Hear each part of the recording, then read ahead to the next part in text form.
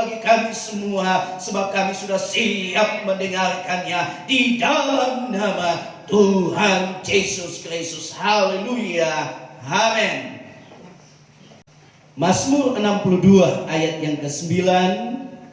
Dalam hitungan yang ketiga kita baca bersama-sama. 2, 3. Percayalah kepadanya setiap waktu, hai umat, curahkanlah isi hatimu di hadapannya. Allah ialah tempat perlindungan kita. Puji Tuhan, Tuhan memberkati kita sekalian. Lewat firman Tuhan ini saya memberikan tema hidup di dalam Tuhan. Ketika kita hidup di dalam Tuhan, pastilah orang bisa melihat bahwa kita ini adalah orang yang hidup di dalam Tuhan. Ketika kita punya perbedaan dengan orang-orang yang tidak hidup di dalam Tuhan. Bukankah Alkitab berkata bahwa kehidupan kita ini adalah surat yang terbuka yang bisa dibaca oleh semua orang.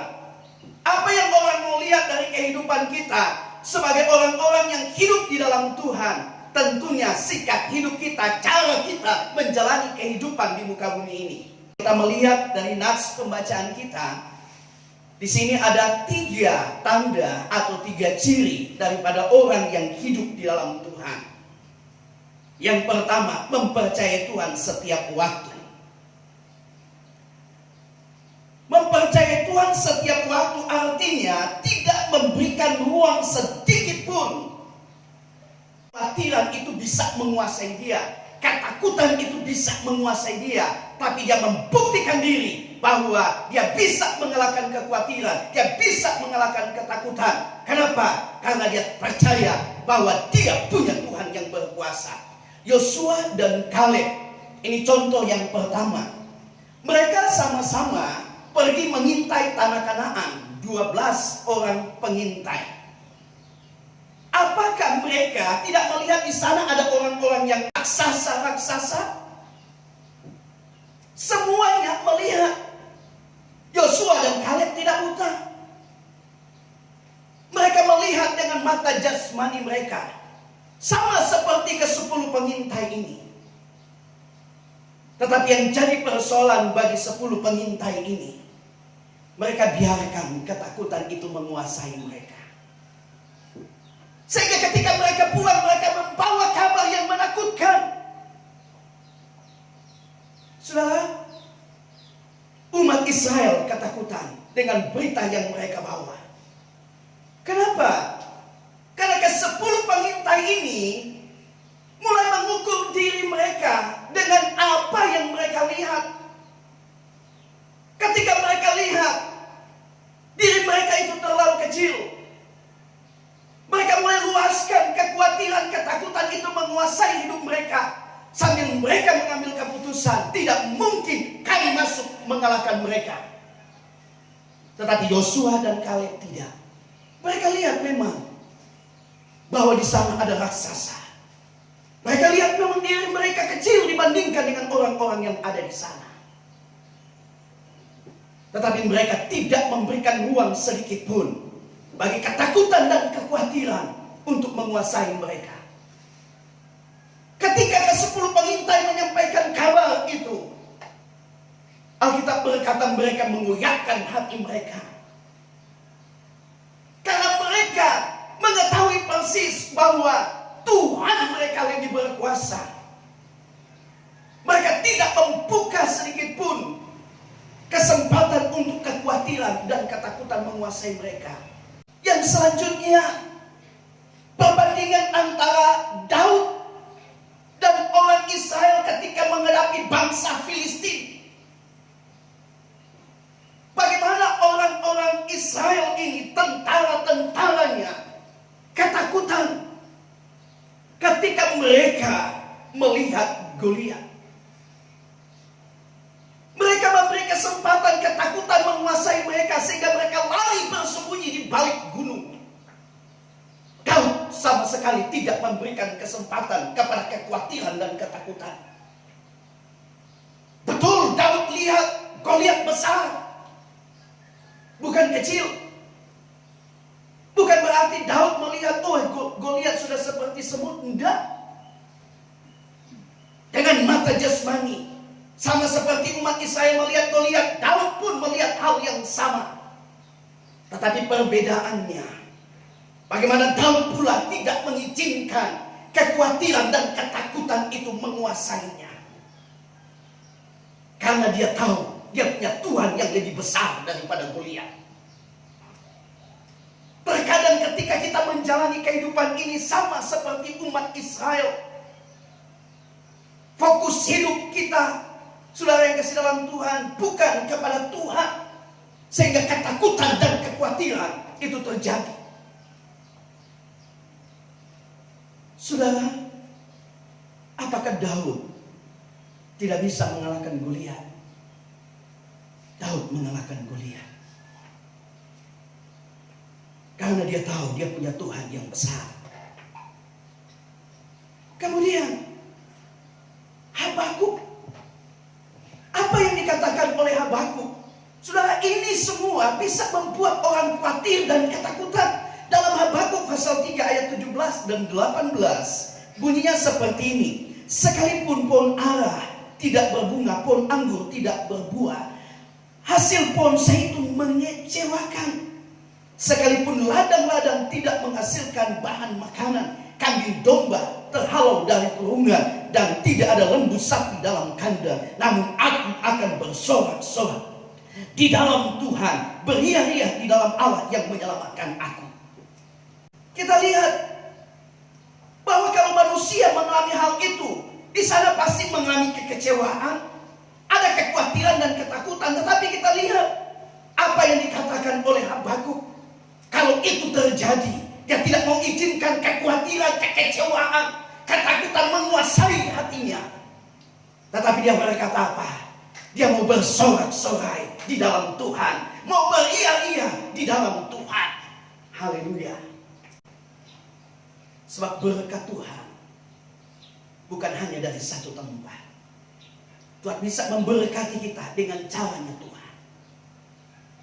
Sama seperti Elia, sama seperti janda di Sarfat, sama seperti umat Israel di Padang.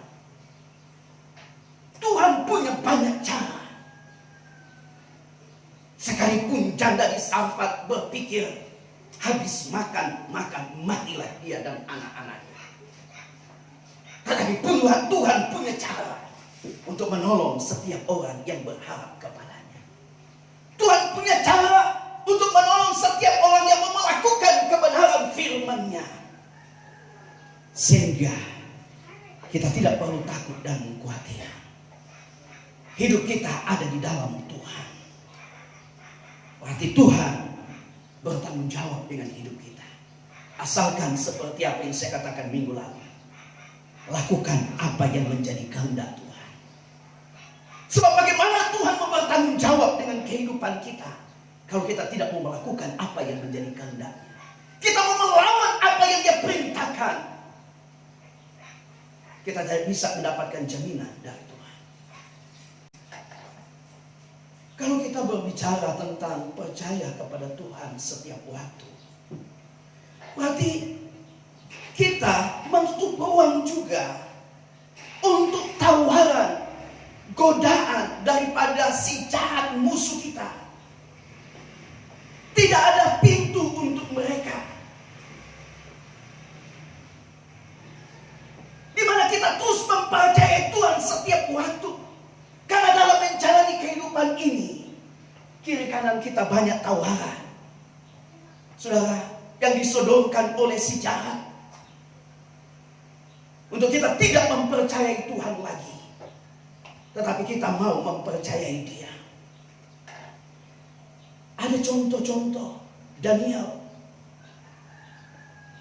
Dalam Daniel 1 ayat yang ke-8. Mulai dari ayat yang pertama kalau kita lihat membacanya, di sana ada tawaran. Bagaimana Daniel meninggalkan keyakinannya dengan apa yang dia yakini sesuai dengan firman yang dia dengar, untuk memakan santapan raja. Saudara yang kekasih di dalam Tuhan, banyak cara yang terkadang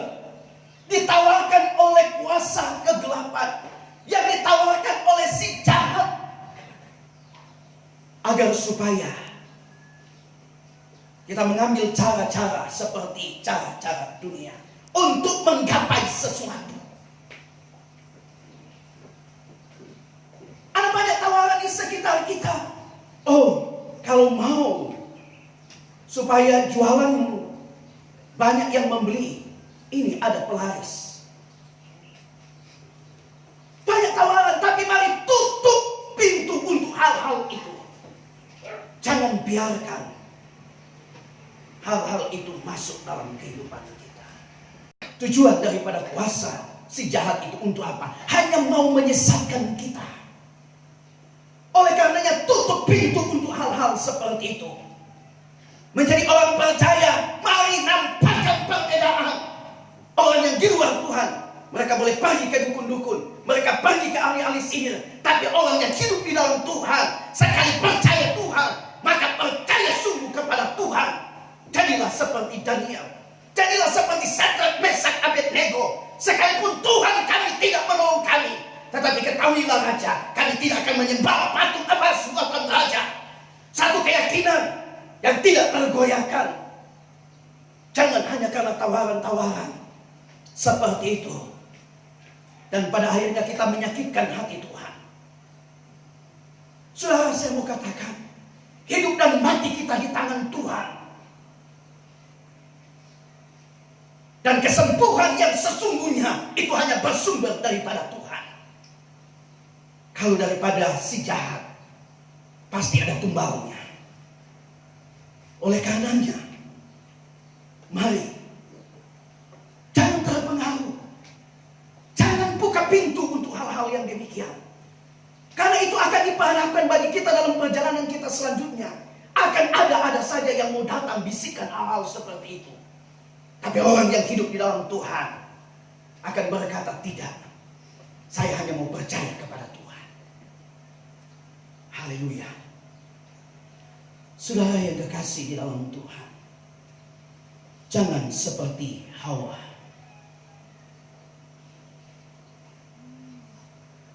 Dan memang akan ada orang-orang yang akan jadi seperti Hawa.